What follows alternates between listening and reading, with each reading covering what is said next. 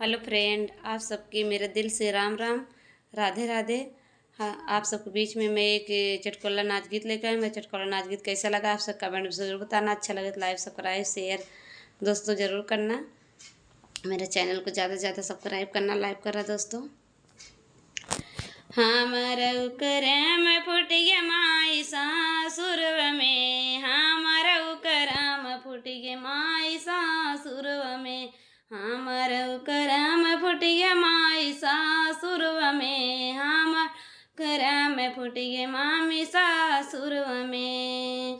गिर पर घर मिलल बसैया मोर पिया करो, सैया मोर पिया करो, हमारा करम फुटिए माई नाई हरव में, हमारा करम फुटिए माई नाई हरव में।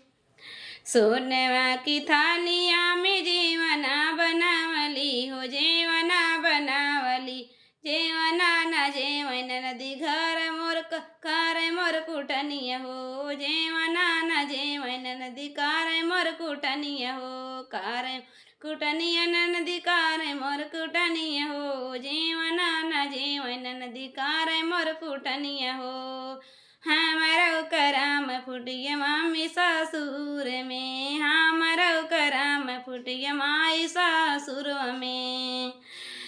गंगा जमुनवा से पानिया भरावले हो, पानिया भरावले, सासु नाई जेवै मोर कार गई कुटनिया हो, सासु नाई जेवै मोर कारय कुटनिया हो, कारय कुटनिया हो, कारय कुटनिया हो, सासु मोन गोटय कारय कुटनिया हो। हमारा करम फुटिए मम्मी सासुर में, हमारा करम फुटिए मम्मी सासुर में।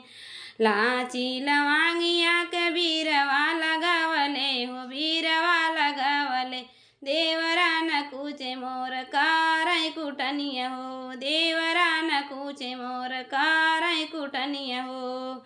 हमारा करम फुटिए मम्मी सासुर में, हमारा करम फुटिए मम्मी सुर में। गिर पर घर मिललवा, गिर पर घर मिललवा, सैया मोर पिया करो, सैया मोर पिया करो, हमारा करम फुटिए मामी नासुर में, हम करम फुटिए मामी सासुर में।